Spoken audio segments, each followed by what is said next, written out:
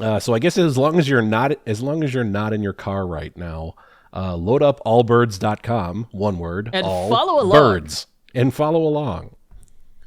Why shoes are all birds? Why are the shoes birds? Do they fit all birds?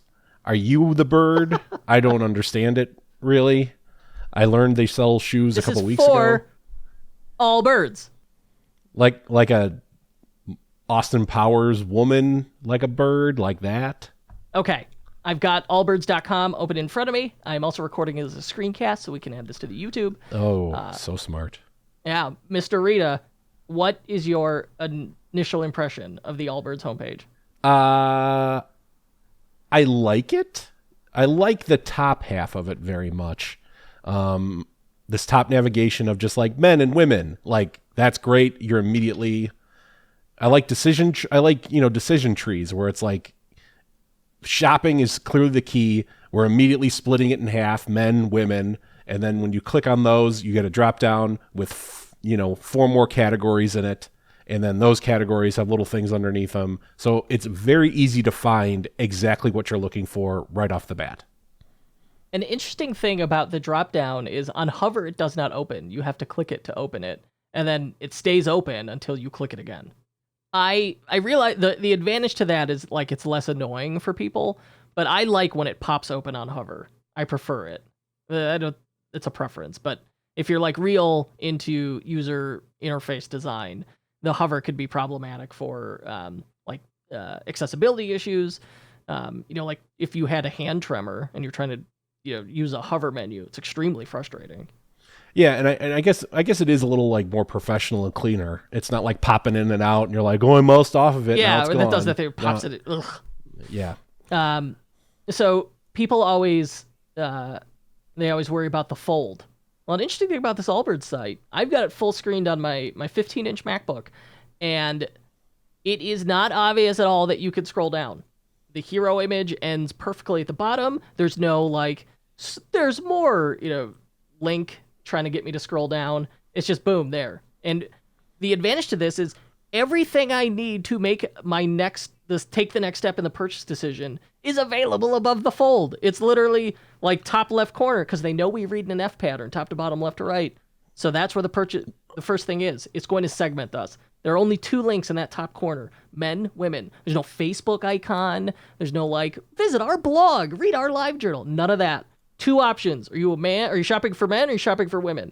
Pick. Well, and it's interesting, if you resize your browser window and then reload the page, that main hero image, it's 100 VH. It is always the full height of your browser window. So hold on. This extremely successful brand is not scared of the fold? No, well, because their navigation's so good, it's fine. That's a good point. That saves it. Yeah, they literally have one thing above the fold: run hard, tread light, introducing the tree dasher, and there's no. It's not a link. It's just text over a big, nice image. Then at the bottom it says "Explore the dasher," which takes you to like a sales page for it. But I mean, it's not. It's not the most direct call to action, I don't think. I mean, it's tucked in there at the bottom. No, I wish I could click the entire thing. Yeah. I wish the Explore the Dasher link was looked like a button. It's functioning as a button. I think it should look like a button. And I wish it, if it had a solid background, I think it would work. I don't think it would take anything away from the design. And if you notice, they use an image carousel. But how many images are in that image carousel? 2 men, looks women. Like just 2. Again, yeah, just like the top navigation. But yeah, and then the text doesn't change, just the image. That's cool. Their big hero image is the full height of the browser window. The fold is now obliterated. They clearly don't care if you scroll down or not. And I kind of feel that way. Like when you scroll down, I don't like this tread lighter that shows the carbon footprint and their sustainability approach. It's like, whatever, I don't care. This thing I care. I like that's a bonus for me. If I see that okay, they have a net zero carbon footprint, I'm not going to buy because of it, but it's a point in their favor for me. But that's to me that matters. Even though half the time it's probably made up. they have like this series of this like collage of like running shoes engineered with natural materials, and it's got like a close-up of I don't know, fur, and then like shoes, and then a footprint in the sand, and then another shoe, but it's like all the boxes are different sizes, and the text is over the image and maybe not perfectly readable, and it's just like, this to me is just like, this just got barfed up there. I don't like it. There's no cleanliness to the grid. There's no single call to action. Like, I don't like it. I refuse to believe in a universe in which they have not heat mapped or split tested the bejesus out of this layout to get to this place. I fully acknowledge they hire people much smarter than me who cost a lot more money than me. So you're not cheap, to be clear. I'm probably wrong. I just don't like it. You know what's cool in their footer? It says you could text them. Under help, the first thing's their phone number. It's a toll-free number. Second one is a phone number that says text. How cool. You could text them. I think more people should allow texting. 100%. Well, and isn't that what Kit is for? Or am I wrong? Shopify Ping. Shopify Ping. There you go. Shopify Ping will do it. Yeah. And someone told me recently that like there's either Shopify Ping or some other official, and I may be wrong, but a merchant we're working with who's launching a really cool bathing suit for women said like, oh yeah, I found this, like they give you a phone number and you know people could call or text it. I think she was talking about Ping. It's cool. If I had to design this homepage, that's what I would go all in on this landing page concept, and I would strip on this homepage below the hero image, and then down to the social proof with the logos and the quotes. I would strip all that out. I just want it to, like, I land on the site, I want header, hero image, and then still like in the viewport at the bottom, I want those social proof logos and that quote, "World's most comfortable shoe." And then below the fold, I want the footer. And this thing would be really tight. I would want one more men-women split. Like maybe that explore fan favorites thing, and then like a men-women split. I just don't like that. Like, I feel like shop men and shop women at the bottom of that are kind of like an afterthought. I would like a better designed way to split you off and get you down the road to finding the exact shoe you want. I could be wrong, but I believe that's how the hero image used to be, like shop men, shop women. At some point, I believe it was. I've not looked at the site in some time. All right, let's get off a homepage. Let's get ourselves some shoes. All right. I'm clicking men's top sellers. Men. Oh, okay. And they use a mega menu, but it's just 3 simple link lists organized by category: shoes, socks, accessories. And then we have, the only images are collections, top sellers, and Dasher. So Dasher's the new product, it's their featured thing. Top sellers is where I want to know what everybody else is buying. You know, I'm torn between top sellers and boat shoes. I could go for some boat shoes right now. All right. So I've moved to top sellers. Did you see how it renders? I bet there's like a loading thing, and then when the page is done rendering, it appears. I wonder if this site is React. I didn't get that because my internet is fast enough to be fine.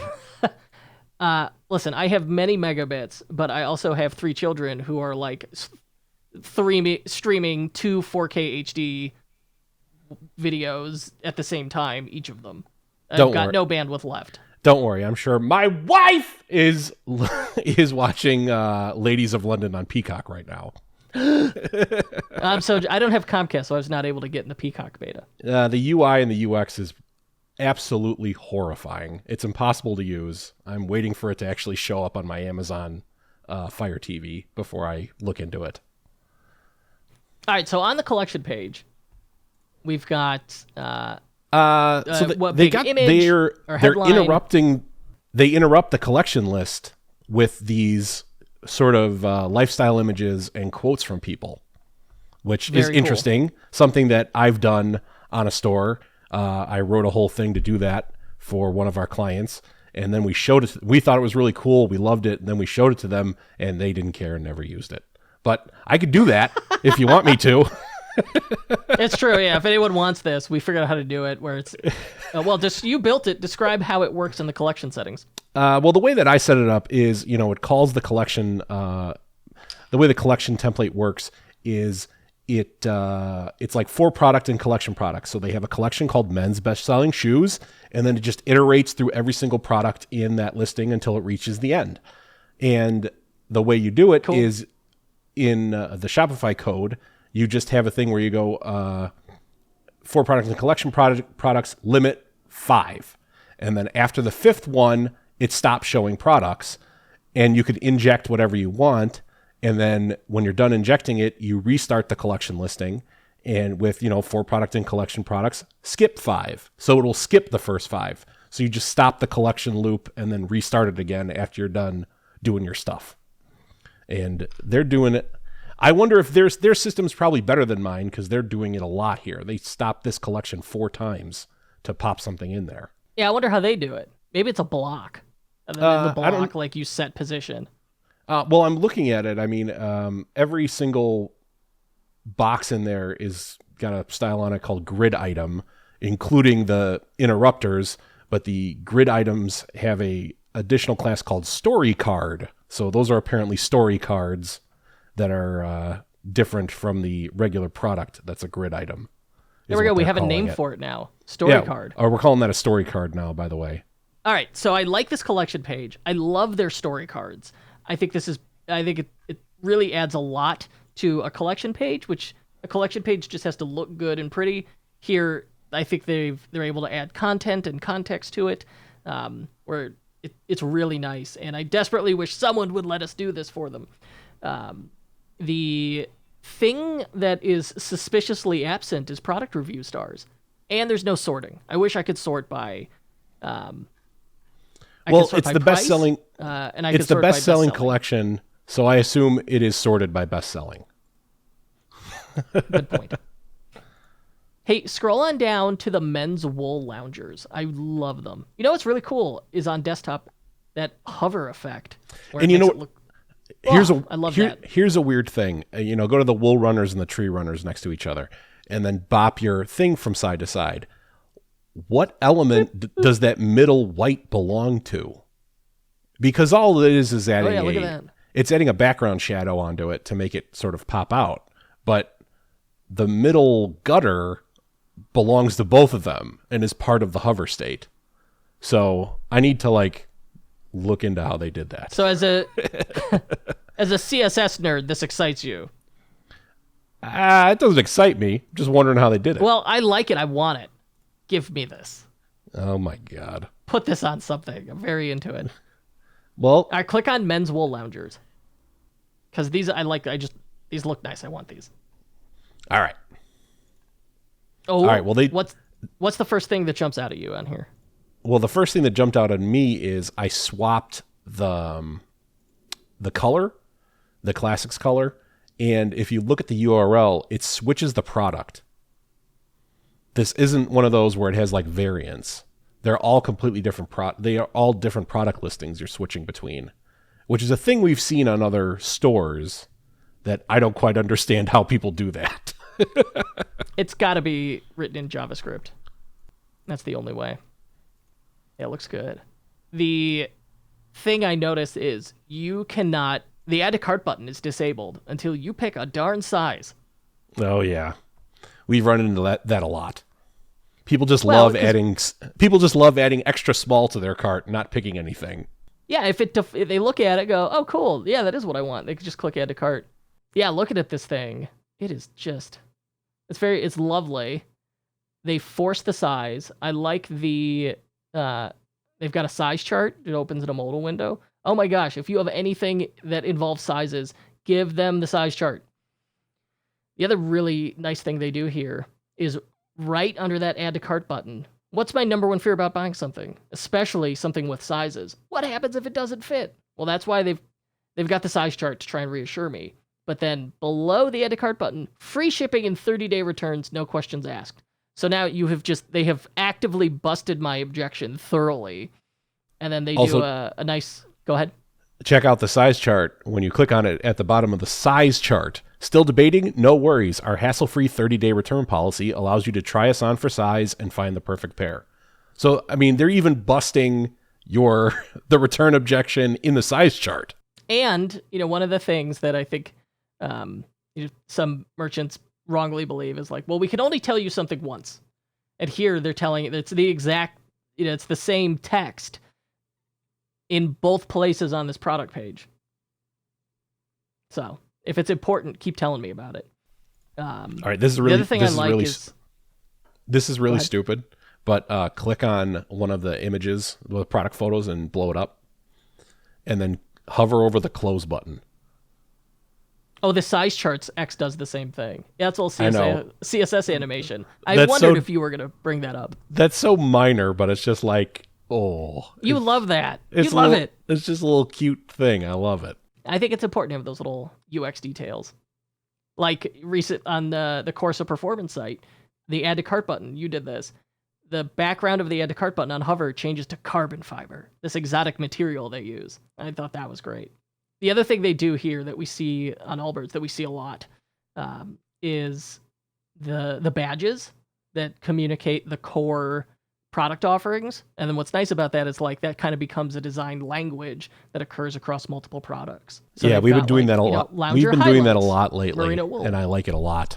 The downside is you got to have an illustrator, or you need to be able to, like, they need to be fairly generic things, or universal is the right word. Universal elements where you could find an off-the-shelf icon set that does it. So either do that, or if the client will provide illustrations, or our designer's also an illustrator, so we can get those made. And then they do accordion menus, which I'm not in love with. I'm sure they tested the heck out of it. Let me refresh. So yeah, the accordion menu, like there's just, it's 100 characters. It's so tiny. Menus. Yeah. And it's one of those things where just leave them open. We had a little bit of there was a back and forth a couple of months ago in the Facebook group about this, where someone was like, well, what if, and I came out hard of being like, hey, if you have information to tell people, don't hide it from them. Put it all out there. And someone was like, well, what if it's not that important? It was like, well, if it's not important, then why is it on your product page? If it's important enough to be on the product page, which is arguably the most important page on your store, then you should make it easy for people to see. And if it's so unimportant that we could just hide it from people and they don't need to look at it, well, why is it even there in the first place? So I agree with you. I would be, and especially considering the size of these things, it's so tiny, the amount of stuff in there, just have these all expanded out. Just have, the headers are very nice. They got the little rule above them. Just have them all open. What's funny is on this page, there are reviews when you scroll down, but they don't do review stars on the collection page. They have review stars on the product page. I wonder why that is.